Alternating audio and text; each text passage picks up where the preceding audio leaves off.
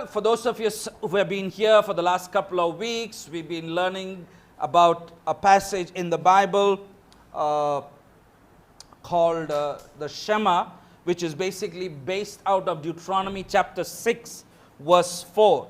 And I think it's important that we're going to look at this passage for a couple of more weeks.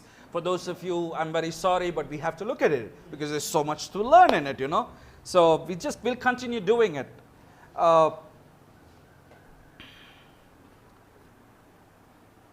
Specifically, we've been looking at what does it mean to love God.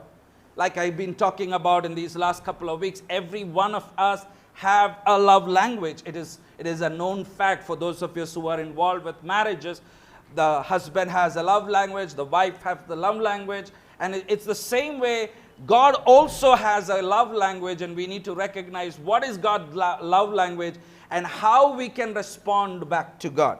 Deuteronomy chapter 6 verse 4 is our main key scripture we've been looking at, where it says, Shema Israel, Adonai Eloheinu, Adonai Echad, which basically means, hear, O Israel, the Lord our God, the Lord is one. We talked about the word Shema is translated as hear in our Bibles, but in the Hebrew word Shema does not just mean hear, but it means to hear and obey. That my listening of God's word is with the intention that I will obey God's word. It's the same thing our master and our Rabbi Yeshua, Jesus, he quoted in the New Testament scriptures in Matthew chapter 22 verse 37 to 40. He said, this is what he said. He told, you are to love Adonai your God with all your heart, with all your soul, with all your strength. This is the greatest and the most important mitzvah. Verse 39 says that the second is similar, that you are to love your neighbor as yourself. And verse 40 says that all of the Torah and the prophets are dependent on these two mitzvahs. So we see in Matthew 22, Yeshua very clearly saying that loving God and loving your neighbor is the most important. He's not saying that if you do these two things, you don't have to do the rest. He's saying the foundation, the basic principle for doing any commandment in God's word is number one, loving God. Number two, loving your neighbor. Your neighbor can be your spouse, your neighbor can be your friend, your neighbor can be the person in your own community. So in other words, every commandment in God's word depends on these two. Like for example, our giving. Why do I give? Not because I have to. I give because I love Hashem. Why do I give? Because I love my neighbor. That's the reason of my giving. That is the most important thing. That is the idea of the Shema, is loving God and loving your neighbor. So what makes this commandment so important? Why is this commandment which was so critical to the walk of Yeshua, Jesus himself? The last couple of weeks we've been talking about what love is. We looked from 1 John 4 where it talks about perfect love casts out all fear. And if he said that the love which I'm talking about, the Shema is talking about, Jesus is talking about, Deuteronomy is talking about, is perfect love. And we broke down what perfect love was. Perfect love is divided into two parts. One is Ahavat Hashem, loving God. And number two is Ahavat Israel, loving your neighbor as yourself. We also said that when we hurt each other, we are basically hurting God himself. Why? Because in each one of us, you know it or not, there is a spark of God. So when we keep offenses with one another, when we keep bitterness with one another, when we keep unforgiveness with one another, we are hurting the very spark of God in the other person, and invariably we are hurting God himself. But yet, we are yet to answer the question, how are we to love God? We've been talking about what love is and all that is, but how are we to love God? And the question is, why did God give us this commandment? And why does he say that we have to love the Lord our God with all of our heart, with all of our mind, and with all of our resources? And before we can answer the how to love God, we need to ask, why did God give us this commandment? Is it just because God has no other job and He just wants us to adore Him? Is that the reason He's given us this commandment? Or is there something much deeper? Is there another reason why He's giving us this commandment? Like I've been talking about, the Shema is not just about saying the Shema, hear, O Israel, the Lord our God, the Lord is one. It's not just about that. The Shema is not about coming on a Saturday or a Sunday and singing some good songs and listening to the word. That's not the Shema. The Shema is technically a lifestyle. That is based around worship. In other words, my whole life is supposed to be a life of worship. In other words, God wants us to be God chasers. You know, just like sometimes some of us are shopaholics. You know, there are people who are shopaholics. In other words, if you don't know what a shopaholic is, it's a person who basically goes to shop and buy. Now the technology is so great that you don't have to go to shop also. Amazon, you name it, you get it. Now, so people who are every day non-stop for use or no use keeping on shopping is called a shopaholic. And it's a very bad disease, okay? The reason is basically you're trying to say there is some kind of emptiness. I want to fulfill it. I know several people who have bought so much of stuff, but they have never even wore it once. And that's the sad part of it. And that's why I tell people, if you have stuff in your home that you have not worn for more than a year, most probability you will never ever wear it. What should I do, Pastor? Give it away. What will I do if I don't have? You know, that's the problem. You're fearing that you will lack. That's where you have faith in God. So it's a lifestyle thing. When it says in Deuteronomy that when we are to worship God, worship Hashem when we rise up, when we walk, when we lie down.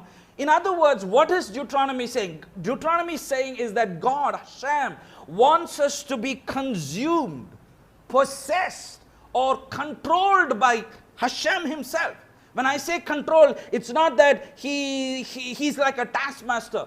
He wants us to freely desire and choose to walk with Him. In other words, God wants us to think about Him 24/7. Why? Because we are in covenant. That's the power of the covenant. Covenant is something that is unbreakable. That's why only death can break covenant. Covenant is about relationship. Covenant is not, it is not just a contract transaction. Covenant is relationship. In other words, He desires our relationship with Him to last forever. See, let's look at some of the words which God told Joshua. Now the children of Israel is about to get ready to enter into the land. Moses has passed away. Let's see the next leadership. Listen to the words of God. Joshua chapter 1 verses 6 through 9. Joshua chapter 1 verses 6 through 9. The words, this is what God is saying. It says there, be strong and courageous, for you will distribute the land I swore to their fathers to give them as an inheritance. When God is telling this to Joshua, who are the fathers? The fathers is Abraham, Isaac, and Jacob. They received a promise from God. Abraham received a promise from God. He didn't see the promise. But yet the book of Hebrews, the writer of Hebrews says that he believed in the promise. He didn't see it. He didn't see it with his eyes, but he believed that God is going to give it. And here, generations later, here the promise, what God promised Abraham, is coming to pass. That's why I tell people that when we build a community, we are not just building for ourselves. I am not looking for today and tomorrow we'll have a beautiful building. No. I never look at that like that. I'm looking that in the next generation, we're going to have a messianic center over here. We're going to have people who are going to worship God in the true faith of God, in the way that God desires us to worship. What is that? The same thing that Jesus believed in. So that's what I'm looking at. I'm looking at more at a spiritual level, more at not at a physical level. So I might not even see it come to pass, but I want to see it. I have a dream. So when we say we need to come together and stand with the dream, this is the dream. We invest our strength, our resources, our everything for this. Verse number 7 says, above all, be strong, be courageous, to be careful. Be strong and courageous, to be careful for what? To observe. That means to do. The whole instruction my servant Moses told you to do. And then he says what? Do not turn to the left or to the right, or to the right or to the left, so that you will have success wherever you go. In other words, God is telling Joshua, everything God told Moses is there from Genesis, Exodus, Leviticus, Numbers, and Deuteronomy. He says, stick to it. Everything I tell you, just do it. Don't go here, don't go there, just stick to it. Why? And then he goes on to say in verse 8, this book of instruction should never ever depart from your mouth. You are to recite. In some versions it says you are to meditate. But the correct translation can be recite, because the word meditate in Hebrew does not mean that you do it in your mind. But the word meditate in Hebrew means that you begin to murmur. In other words, you begin to take God's word and you put it in your mouth and you begin to confess it, confess it, confess it. Just like when we are irritated, we get angry, we say bad words. God is saying, stop doing that, start saying good words. What are the good words? God's word is good. So every time you are irritated, you don't know what to say, open the Psalms and start reading the word. But Pastor, I have to keep my Bible with me. Good, keep your Bible with you. It's a good thing. So you might be wondering, why should I do this? Meditate or not when? Early in the morning? Does it say meditate upon it only in the morning, only in the night, only in the afternoon? What does it say? Day and night. That means 24/7. You have to meditate. You need to recite. You need to focus. You need to get focused. You need to think about God. You say, how do I get focus on God? This is the way to get focus on God. But Pastor, I need to go to work. Yes, you need to go to work. That's why it says a scripture a day keeps the devil away. Very simple. You take a scripture, put it in your mouth and start chewing it and chewing it and chewing it and chewing it, chewing it. How do I chew it?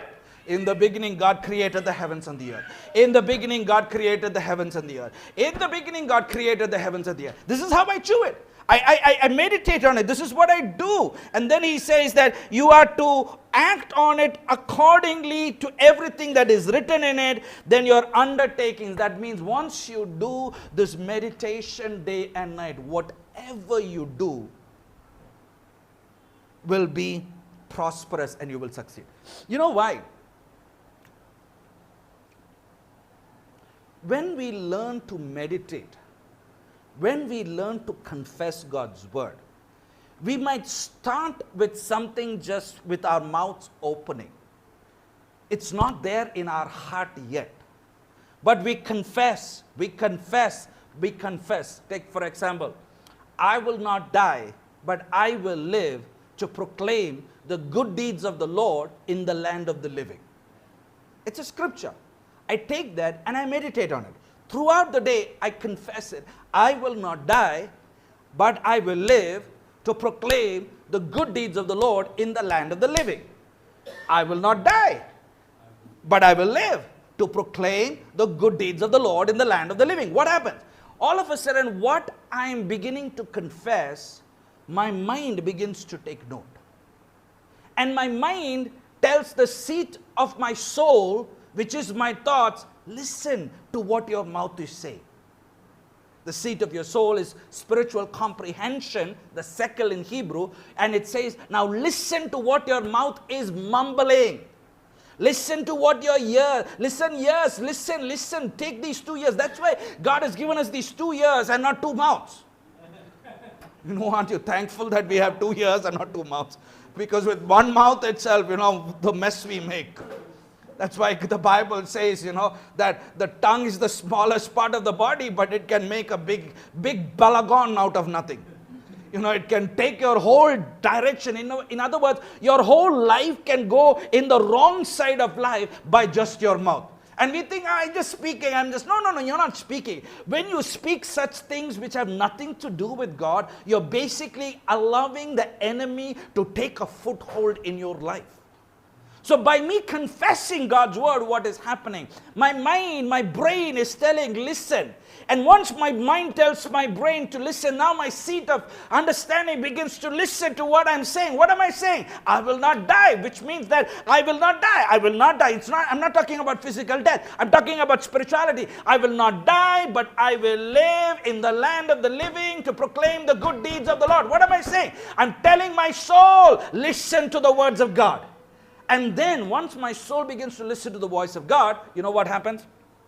It says over there in verse number 8 that everything you do will be prosperous. Why?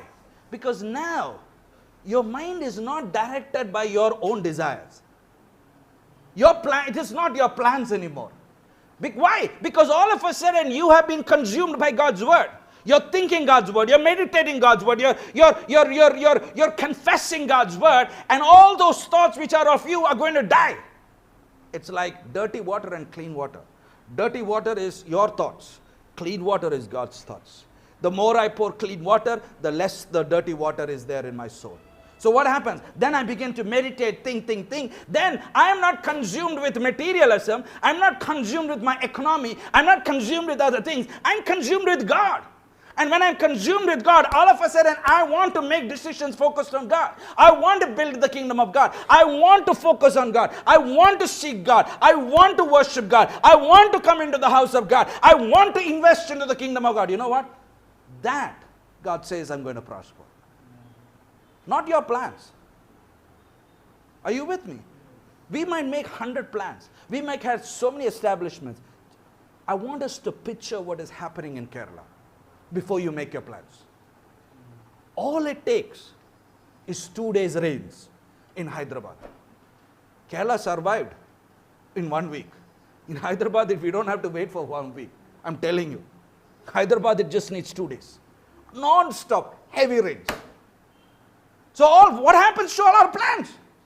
What happens to all the, I want to do this, I want to do this, I want to do this. It's all gone. So here he says that when we meditate, God gives me ideas, and those ideas I act, and when I do it according to His will, then He brings me success. Then verse number 9 he says, haven't I told you?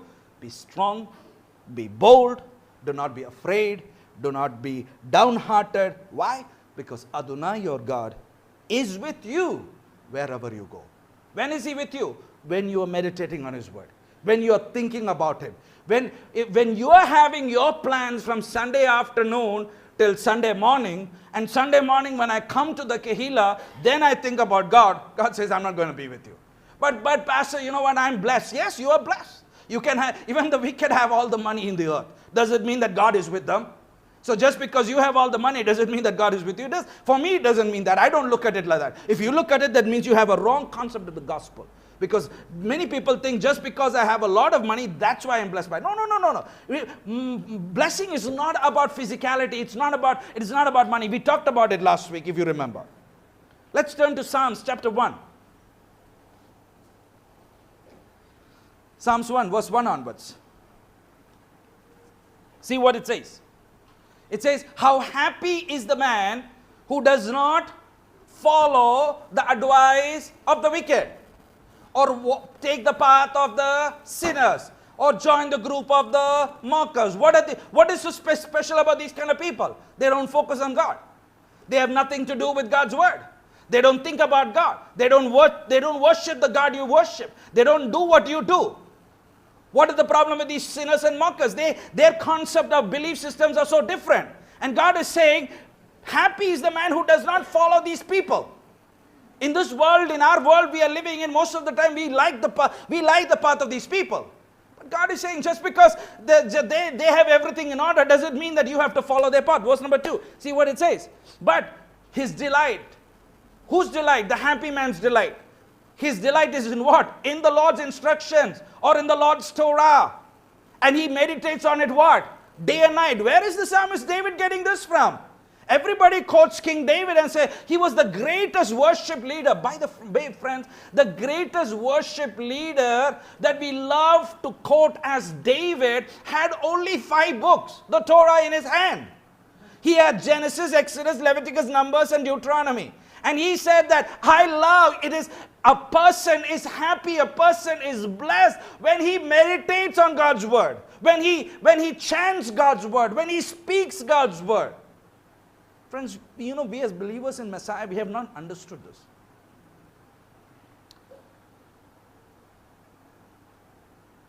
In Cochin, there is this hospital by Mata Amritamai. Some of you may know, some of you don't know. You know what? So it's a super specialty hospital. Great doctors, great everything. But from the time you get into that hospital, in the background, there is this chant that is happening. Non-stop, 24/7. You know what? They got the concept of Joshua 1 and Psalms 1. They got the concept.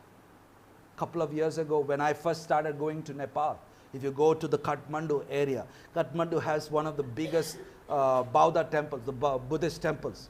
They have these big speaker, those big olden time speaker that they put to the temple. And from morning till night, in the airways, you know what they hear? These chanting happening. They got it. They got it. They understood it. What are they doing? They are saying, what I believe, let it come to pass. What I believe is, in other words, their version of faith is coming to pass. But yet, in many of us are believers, we don't take this word seriously. We hardly even open our Bibles. Only on Sunday or on Saturday, let's go to church. I mean, it's so sad, it's so pathetic. I mean, are we waiting for destruction to happen to focus on God? Oh, pastor, you speak, you teach, this is your job. My job I will do.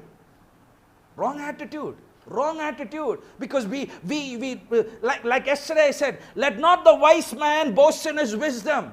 Let not the rich man boast in his riches. Let not the strong man boast in his strength. But let him boast on what? That he knows God, that he has a relationship with God. He's walking with God. That's what we need to boast about. That's what God desires. Then what does it say over there? That in verse number 2 of Psalms 1, it says that their delight, the happy man's delight, is in Adonai's Torah, is in God's Torah, and he meditates upon it day and night. Such a person who meditates on God's word day and night. Verse number 3 says what? He or she is like a tree planted beside streams of water. What is the benefit of it? They bear fruit. What is this fruit? Godly fruit. Fruit which Paul talks about in the book of Galatians. They grow, and in season they bear fruit, their leaf do not wither, and whatever they do prosper. Where is the psalmist David getting this concept from? He's getting it from the Torah, he's getting it from the words of Joshua, God from Joshua. These are things that the psalmist David knows. Then what does he say? Verse number 4, he says, but the wicked, the people who don't do this, they are not like that. They are like the chaff. You know what the chaff is, It's like the wind blows it away. And verse number 5 says that for this reason, the wicked won't stand up to judgment, nor will sinners. You know why? Because they won't have to reach judgment. Before that itself, they are perished. Like I keep saying, we think prosperity in this world means prosperity in the world to come. No, friends. I'm not saying you should not be rich. All I'm trying to say is that if we just focus on the riches of this world, we have lost the riches of the world to come. The believers of old, they looked forward to walking on the streets of gold. We're talking about our riches. Just think about a whole city with streets of gold. It is nothing compared to your riches. You're talking about riches? David? He was really rich. He was really rich. He was really, really, really rich. I mean it. To the fact that his son didn't do anything. His son basically was living in the inheritance of his father. That means he had all the riches of the world. But yet, look at the man. He's saying, I want to meditate on you. I want to focus on you. Yes, he messed up. But yet, even till today, what is he known as? A man who has messed up? No, he's known as a man after God's own heart. Why? He loved God. It was not his riches. He knew that everything that I have is going to come from God. Everything that I have is not about me. Everything that I have is about the kingdom. My riches, my everything I want to build. And that's another thing. He saved for the temple. He wanted a community. He wanted the kingdom of God to come through his local community. And he invested and invested and invested. He didn't even see it. Most of us, when we invest, we want to see. Look at David. He didn't want to see. He says, God, you don't want me to build it? That's fine. But I'm going to build. How do I build? Mine is the foundation. I'm going to bring in the money. I'm going to do this. I'm going to do whatever it takes so that the next generation, my son, and the generations with him will begin to see. And you remember when the temple was dedicated, the Bible says, after the temple was made, the temple was dedicated. Yes, it was so beautiful, but yet the priest could not stand in the temple. Why? Because of the Shekinah of God. And then verse number 6 of Psalms 1 says, Adonai watches over the way of the righteous, but the way of the wicked is doomed forever. Friends, each of us have to make a choice. And I challenge us, we need to make a choice. Are we just focused earthly? Then we'll miss our heavenly abode. If we are focused heavenly, we will also eat of the fruit of the earthly abode. Many people, when we talk about divorce, we say that the reason many people get divorced is because they have stopped talking or have stopped having communication with God. And here in the concept of loving God, God is saying he wants us to keep his commandment and he wants us to have fellowship with him. And that is one of the reasons that we say the Shema every day, that we focus on the Shema, is because God desires us to communicate, have love, have covenant with him. But there's also another reason. What's another reason? John chapter 3 verse 16. John 3:16. What is it? This is a verse that is directly connected to the Shema. What is it? God so loved the world that he gave his only unique son, so that everyone who trusts in him will have eternal life, and instead of being eternally destroyed, they will have eternal life. I mean, this is amazing. I mean, this verse is directly connected to the Shema, about hearing and obeying God. This verse is a great mystery in the Word of God. We need to first understand that Yeshua, our Messiah, is represented as a master connector. Messiah was the one who came down to connect us with Hashem. You remember Jacob's ladder. The Bible says that Jacob's ladder connected the world below to the world above. Yeshua said, I am from above. And he who was from above, he came down, and he is like the ladder that connects us from the world below to the world above.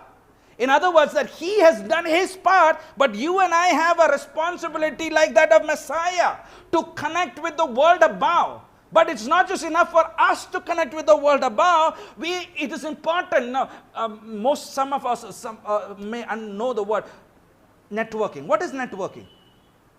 Do you know what networking is?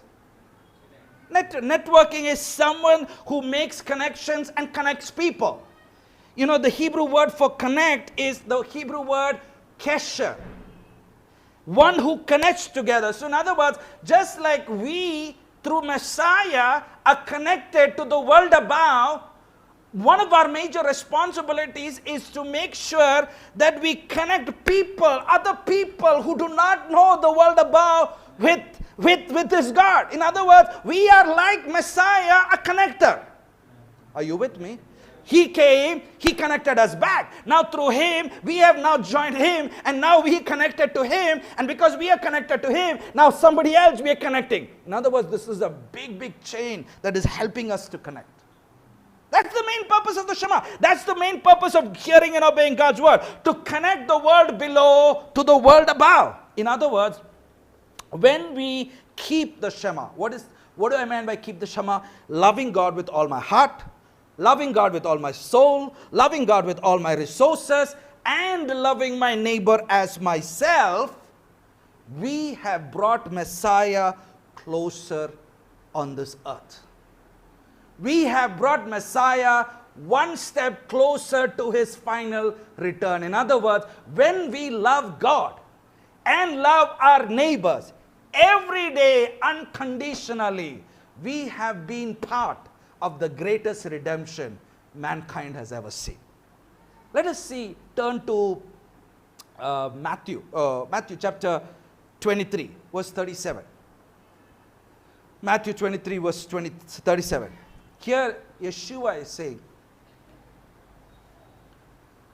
Jerusalem, Jerusalem, the city who kills the prophets and stones those who are sent to her.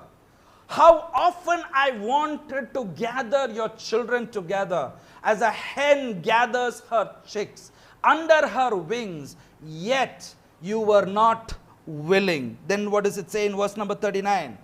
Look, God is abandoning your house to you, leaving it desolate. And it goes on to say, for I tell you, for now on you will not see me until you say, Baruch haba Beshem Adonai. Blessed is he who comes in the name of the Lord. In other words, Yeshua is telling his people that unless you love me with perfect love, unless you love your neighbor with perfect love, and in that perfectness you begin to call upon my name, only then will I come. Are you with me? Even in prayer, even when we pray, most of the time we like to pray on our own, me and God. No, the God of the Bible is not me and God. The God of the Bible is community. We need a minion. That's why when we come for morning prayers, we say that we need 10 people to come in unity. Because when we come in unity, God hears us. What does it say? How good and how pleasant it is when brothers dwell together in unity. In other words, when there is unity among the brothers, we are calling upon the name of God in unity, then God will answer us. In other words, we are responsible for ourselves. We are also responsible to call upon the name of God. And when we do that, God will answer us. You know, this amazing thing I found is that the sages say, if one person is compassionate to their fellow man, Hashem himself will be compassionate to that individual, including matters of retribution. In other words, I have an issue with somebody. I am right, but I don't pass judgment and I show mercy. God says because of that, he will show mercy. You know what the sages say, why you should do that? Because one day, you and I will have to face judgment also. And based on the judgment we give, is the judgment we receive. We all remember that verse. You know, that's what it says in Matthew 7:2. It says that the way you judge others is how you will be judged. The measure with which you measure others, is the same measure that will be measured unto you. These are not my words, friends. My words have no value over here. These are God's words. This is our master, our rabbi's words. It is his words. That means if you're not going to be careful on how you're going to pass judgment, what are you going to do? Everything you do for the kingdom, if you're not going to be careful of how you're going to do it, you're going to be judged. For the words we say, for the actions we do, even in our giving. In our giving, you know, God's word is very, very, very clear. Let not our left hand know what our right hand is giving. We need to be careful. Why are we giving? I'm not giving for people to know. If I'm giving for people to know, God is keeping an account. He is keeping an account. I might not even know how much you're giving, but God knows an account. Because why? Because you want others to know how much. Why? When you want others to know how much you have given, what are you trying to say? I gave. In other words, you're saying it is my strength. Really? Really, really, friends, is it really your strength or is it God who gave you the strength? The people of Kerala were planning to celebrate Onam next week. Rain is a natural thing. Every year it comes to Kerala. And the funniest part is, you know what? The waters which are going to the sea is pushing them back. The tide is pushing them back. Last couple of years, there was something that happened in Chennai, right? But it was only restricted to one city. It was only Chennai city. This, from the north to the south, the whole state. It is an entire state. They were all preparing to have a blast. All of a sudden, God had a blast. I mean, we think we're going to make it, and God says, really? I'm going to show you who is God. I mean, yeah, man plans, God laughs. It's really, really amazing. I want us to know, before we make our plans, we need to know, is our plans consistent with God? I don't want to tell our spiritual leader anything. Why? Because he will make assumptions. Hi, guy, when you don't want to tell me anything, you don't want to tell God anything. Let's not fool you. Let's not fool anybody. Because in the end of the day, all these riches and all we accumulate, we're not going to take even one naya paisa. In the end, you need the spiritual leader to bury you. While you're living, you want to look at him as a damp. He's somebody this, but in the end, you need him. And then you'll say, please pray for me. Why do you want him to pray for you when you're sick? And when you're alive, when you're well, you don't even consider that he's alive. You know what that tells me? It basically tells me that is your relationship with God. This is how you look at God. This is not my statement. This is what God is telling to Moses. Why are you sad, Moses? When they have rejected you, Moses, they have not rejected you. They have rejected me. It's the same thing over here. Friends, that's why I tell people, the relationship people show to their spiritual leaders, believe it or not, is directly connected to your relationship with God. That's what it says. And here, the sages say that when you are compassionate to your fellow, even in terms of retribution, God will show compassion to you. In other words, when the enemy comes to take you to the court, because you have shown mercy and kindness, when you could have shown judgment and punishment, the prosecutor has to change his stand and say, God's forgiven you. Why? Because God is in our side. Let's read Matthew chapter 18. We know this parable. This is the parable of the unforgiving debtor. This is very important. Matthew 18, 21 to 35. Peter came. And see, read it. Read it.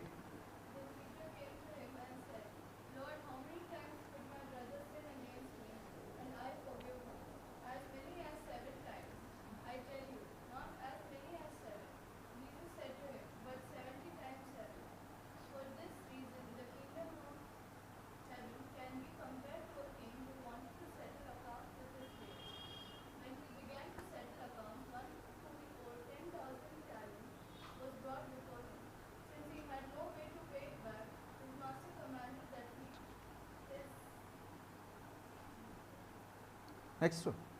While his children and everything he had to be sold and paid the debt. At this, the slave fell face down before him and said, be patient with me, and I will pay you everything. Then the master of the slave had compassion and released him and forgave him the loan. Now this is amazing. He asked for forgiveness, and the master said, okay, you don't have to pay me anymore. It's done. Everything is released. You're clear. Then what he says, verse number 28. But that slave went out and found one of his fellow slaves who had owed him 100 denarii. He grabbed him, started choking him, and said, pay what you owe. At this, his fellow slave fell down and began begging him, be patient with me and I will pay you back. But he wasn't willing. On the contrary, he went and threw him into the prison until he could pay what he had owed. When the other slaves saw this,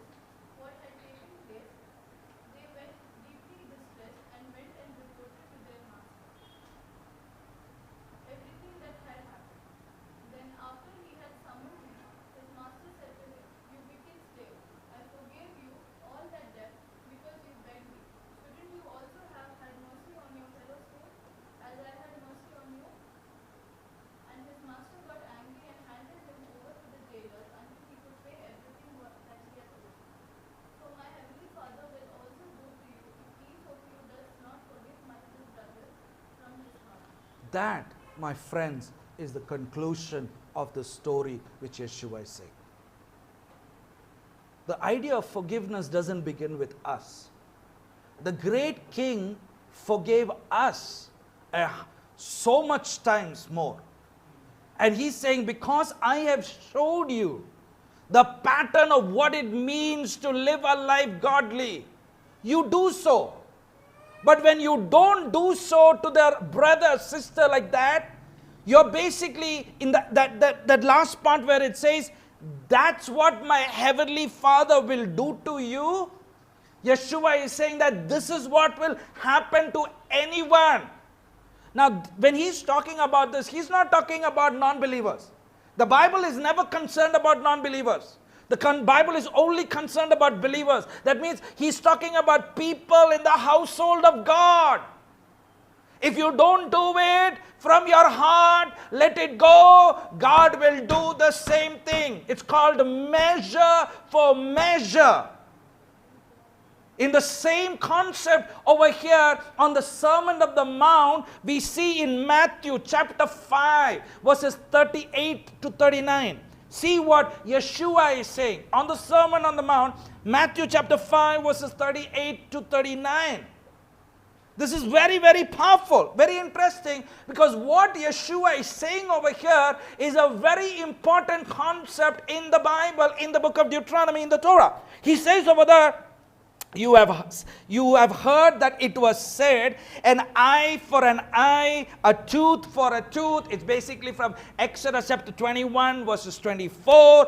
And yet I say to you, do not retaliate against the wicked person. You know, who is a wicked person? A wicked person who is somebody who does not walk in the ways of God. You can come to church, you can be in the body of Messiah, but if you're not walking according to this word, according to God's word, not to my definition, you are a wicked person. So let's get that right straight. That's what we just read in Psalms 1, that a wicked does not meditate, one who does not seek after God, the one whose mind is not regenerated by God's word. He's a wicked person according to God's word. Then what does he say? Then he says that to the one who strikes you upon the right cheek, turn the left one, other one. Now this is a very, very important commentary that we need to understand. Yeshua is giving a very important commentary in the words of the Torah.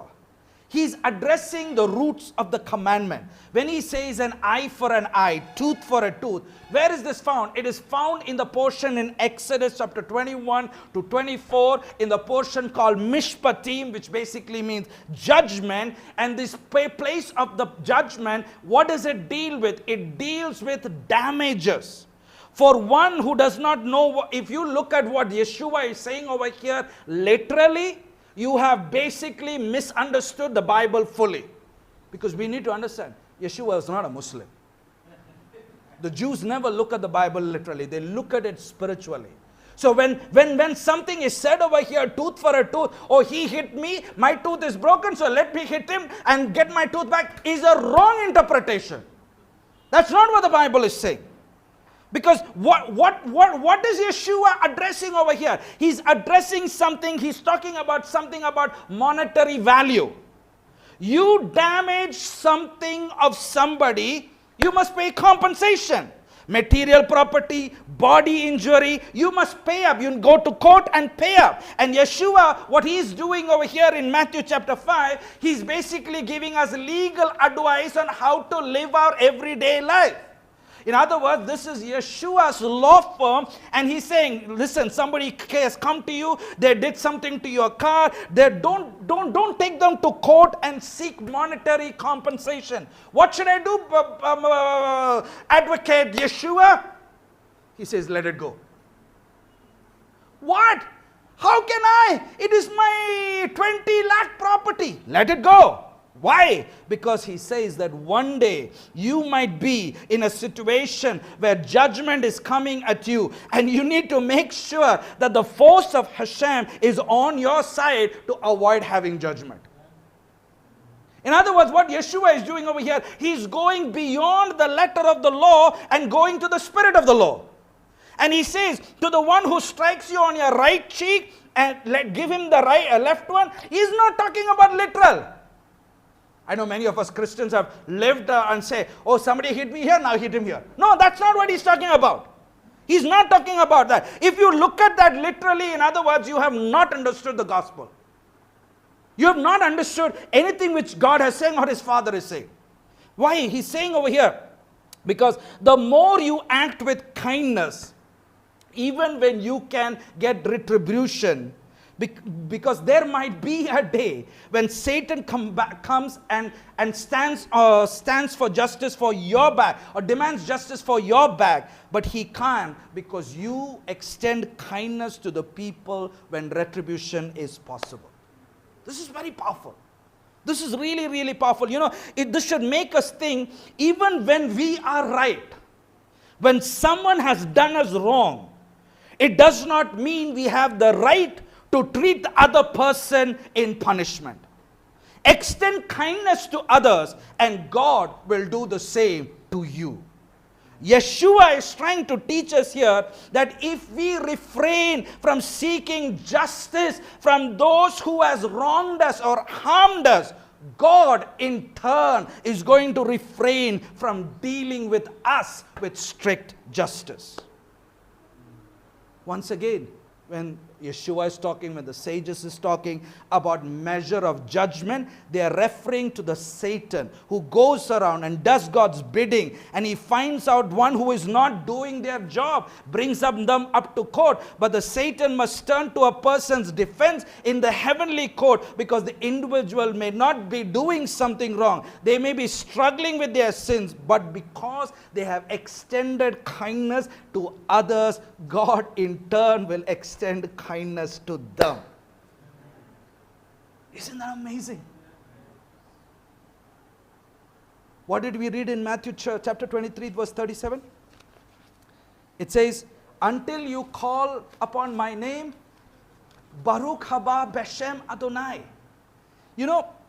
Let's turn to Romans chapter 11, verse 16. This is amazing.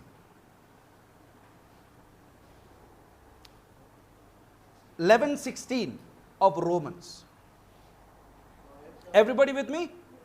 Yeah. Then it says, what does it say? If the challah offered as first fruits.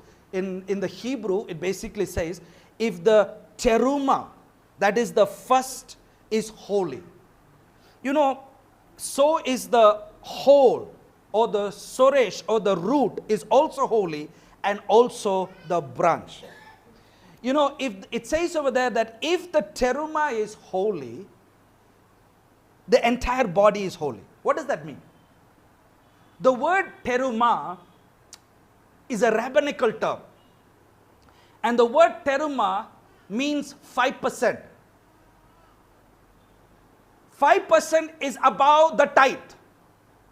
What is the tithe? 10%. Tithe means 10%, okay? It says over there, teruma is 5%, tithe is 10%. So, in other words, when we are talking about giving a teruma offering unto the Lord, we are not talking about 10% of your tithe. That means by then you have already given your 10%, and now after the 10%, now you put 5% as a teruma offering. Arthamainda?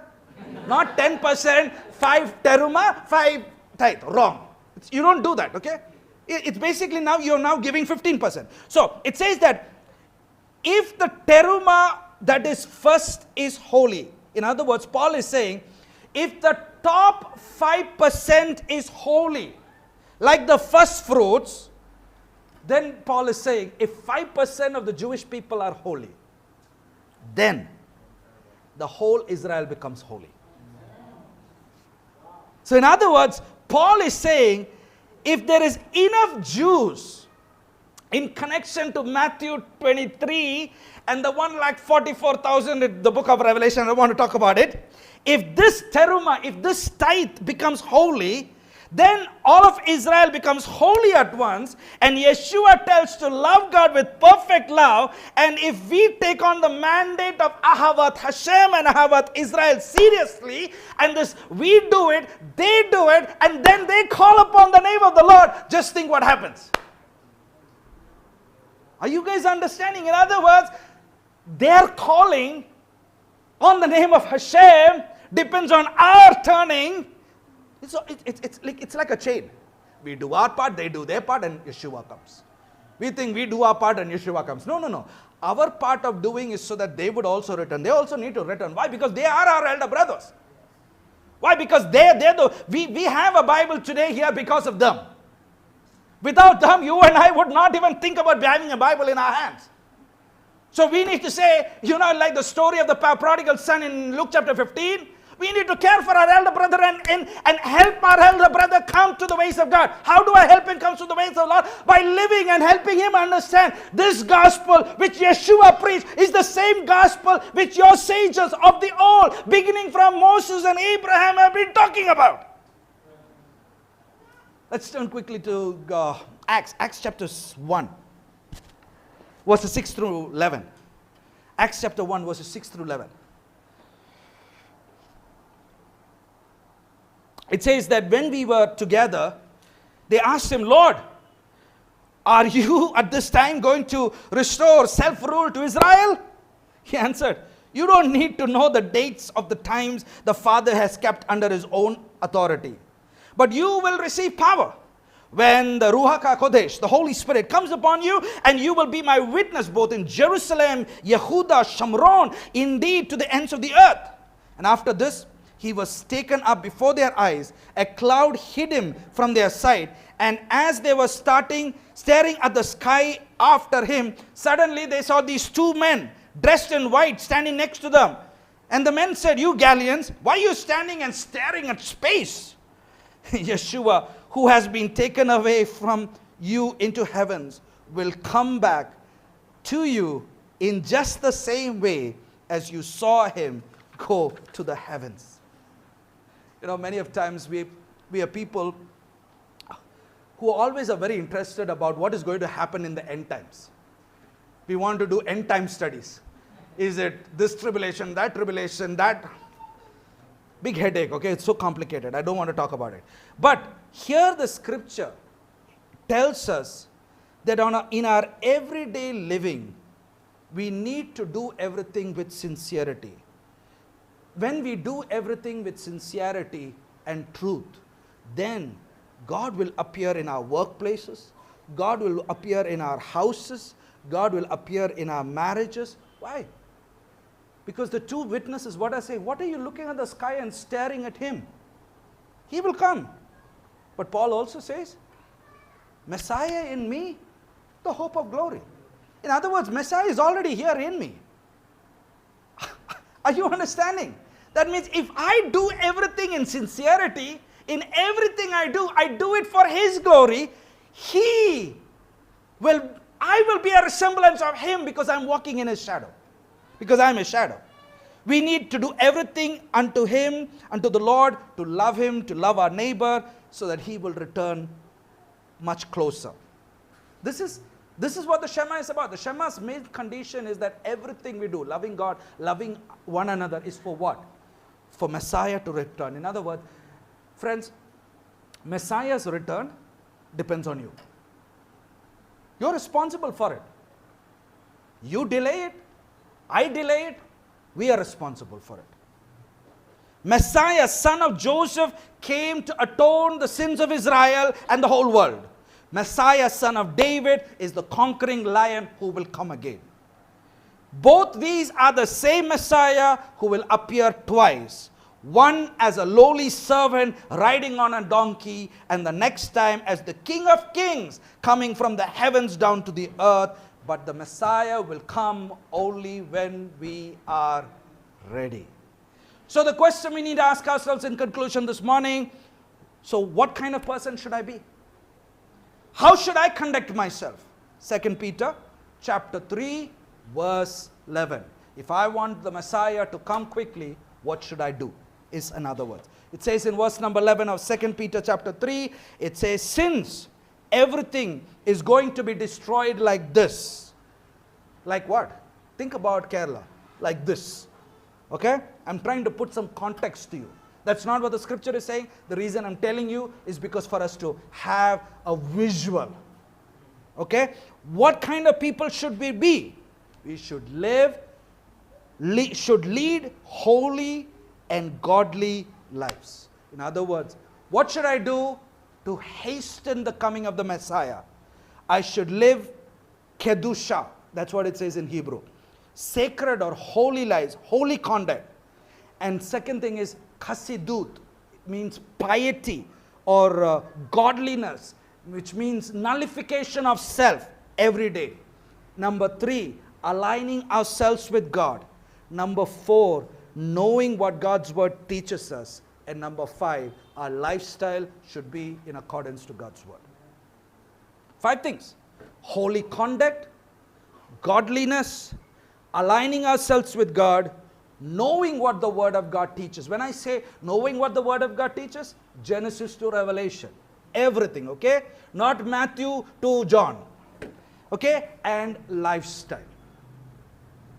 We're going to learn how to love God from the teachings of a man called Paul Philip Levertov. Now some of you may not know who Paul Philip Levertov is. I want to conclude by telling you who he is. In 1887, a 9-year-old Hasidic Jew, the word Hasidic is basically the Hebrew word for one who is devoted to God, okay? One who is very, very pious, okay? A pious Jew named Feivel Levertov was going home from his Jewish day school when he saw a discarded scrap of paper caught his eye. In it was printed a Hebrew text. Supposing it was a leaf from his prayer book or other sacred books, he picked it up from the snow. He quickly read the piece of paper, and it was the page from a book he had never read before. It told the story of a boy like himself, not much older either, whose parents found him in the holy temple in Jerusalem, expounding the scriptures and learning with the great sages of antiquity. Basically, what he was reading was Luke chapter 2, verses 45 to 47, basically talking about Jesus. He's reading about. He was so intrigued and touched by this boy's story, he hurried home and showed this paper to his father. And his father, as soon as he read it, understood what this came from and took it and threw it in the fire and said, "Boy, don't ever read such a thing ever." Poor boy, he didn't understand what was happening. Basically, who is this guy? Paul Philip Levertov is the grandson of a man called Baal Shem Tov. For those of you who don't know who Baal Shem Tov is, Baal Shem Tov was like a Pentecostal leader who was so connected with God that his followers really loved Hashem and they'd do anything to serve God. That's basically all it is. Later on, it goes on to say, he lost that book, but later on, when he was at the age of 13, by age of 13 now, he knows the whole Torah by heart. He knows the Tanakh by heart. He knows all the scriptures of the Holy Fathers by heart. Very well learned man. And by age 13, he got a hold of the New Testament. He started reading the New Testament. And when he came to the Gospel of John, he began to see that everything in the Gospel is basically what his teachings teach about. It is basically Jewish teachings. He was so touched by it, and he began to wonder, how do these Christians understand the New Testament without understanding Judaism? Why? Because what did Jesus practice, friends? He practiced Judaism.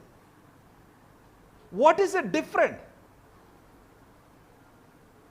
He began to show people what does it mean to walk with God. Now, friends, I'm not telling you to become Jews, okay? So don't get me wrong. I'm not telling you to convert into Judaism also. That's not what I'm trying to say. All I'm trying to say, the faith of Abraham, the faith of Moses, the faith of my own master Jesus was not Christianity, was Judaism. This is amazing. The writings led him, or basically the New Testament writings, led Paul Levertov to a conclusion that Yeshua of Nazareth had been the promised Messiah, and from then on, he devoted his Hasidic rabbi lifestyle to his Hasidic rabbi Yeshua of Nazareth. He basically said, from now on, my pious rabbi is none other than Yeshua of Nazareth.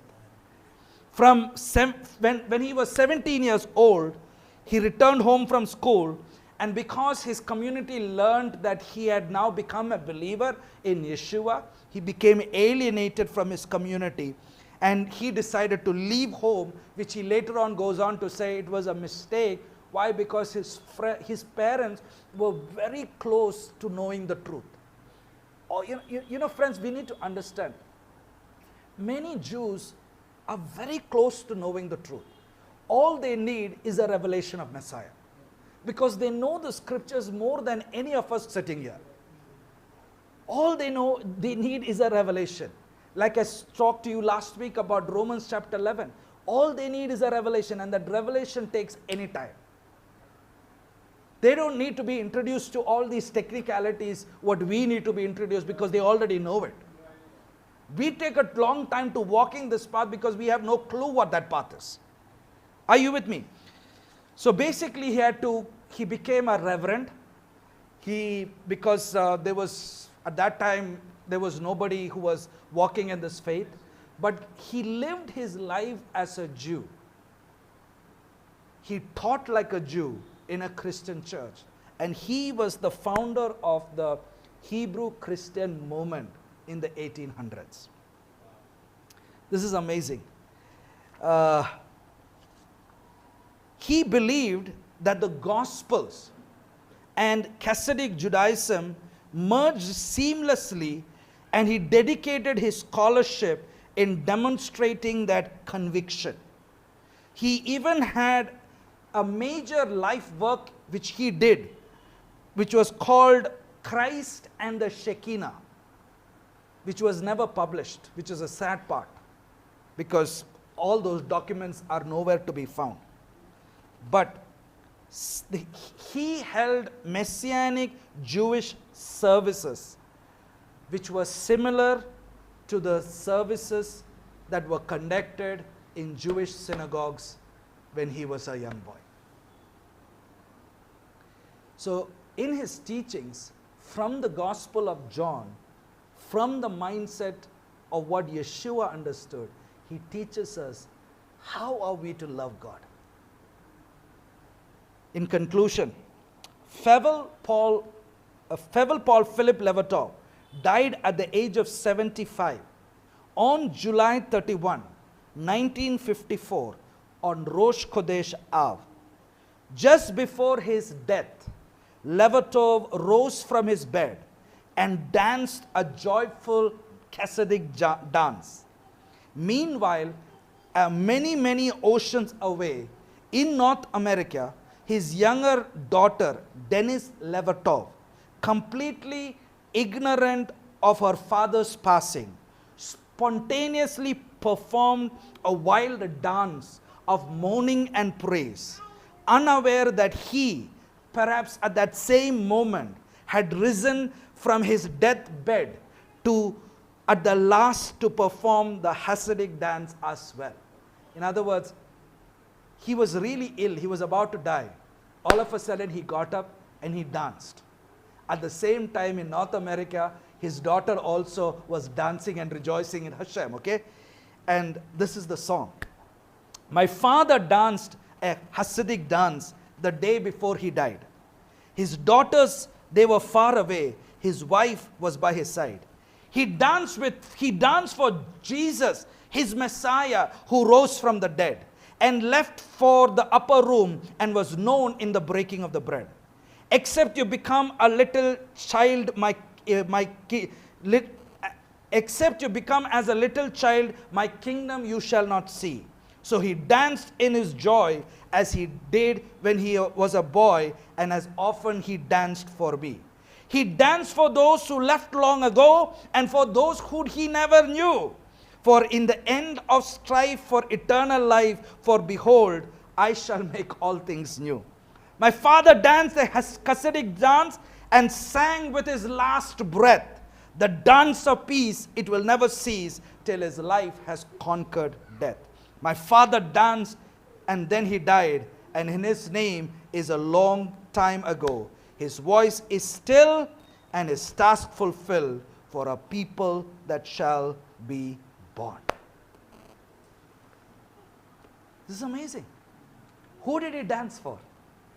He danced for Jesus before he left his bodily abode. And who this is?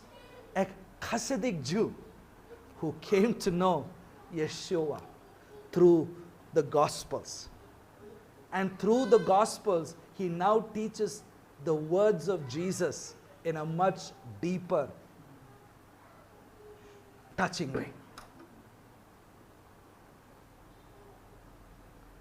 Such a man. He lost everything, but he had love for Messiah. How many of us can relate? How many of us are willing to live such kind of lives, friends? We don't want to give up our luxuries in life. Here is a man who lost everything, but his devotion for God, devotion for Jesus. And he said, Yeshua is my rabbi.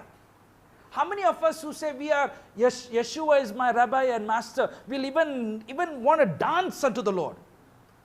For us to dance, we need music, we need this, we need that, we need lights, then only I can dance. Those are not dancing. I don't know what that is.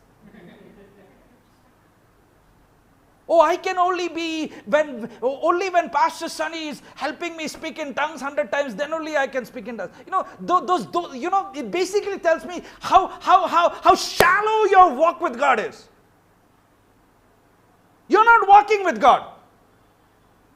You're just thinking you're walking with God. Because if you want to dance, if you want to sing, you can sing anywhere.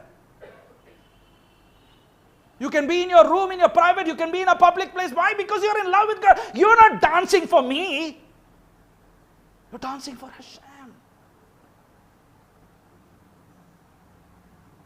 King David was a Hasidic Jew. So much in love with God. How many of us will say that we love God?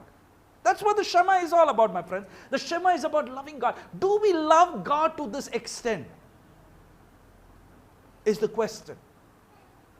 How are we to love God? We're going to deal with in the next couple of weeks. But the question is, do we love God, at least in this basic level? I'm willing for everything. Every time I read some of these things of these wise men of the old, one of the things that really stand out for me is these wise men were like Abraham, who was extremely rich. But yet, their riches was not for themselves. Their riches was for building the kingdom of God. It was not about giving it to their children also. It's about building the kingdom of God. They lived simple lives. They walked simple lives. But it was always about giving into the kingdom of God. I pray that we can learn. In the words of Yeshua, he says that man shall not live by bread alone, but by every word that comes out from the mouth of God. God told Joshua, keep this word in your mouth, day and night. Happy is the man who meditates my word day and night. Why? Such a man loves God. Such a woman loves God. Such a person is an example of loving God and walking with God. Everything that I do is focused on God. Father, we want to thank you for this morning. We thank you for your word. I pray, oh God, that we really will search our own hearts, oh Father. And we would really ask ourselves, do we really love you, Lord? We've been learning about the Shema. We've been learning what it means to walk with you. But Lord, the truth of the matter is when we read some of these things, we begin to understand that how low we are. We are nowhere compared to the men and women of faith of the past. We are nowhere. Some of us are not even anywhere compared to the men and women of faith in the present. But yet we act as if we have it all. And I pray that in the season of returning, we would really desire, oh God, to return to you. Not for any earthly gain, not for any earthly benefit, but we're returning because we love you. And I pray, oh God, that you would help us, oh God.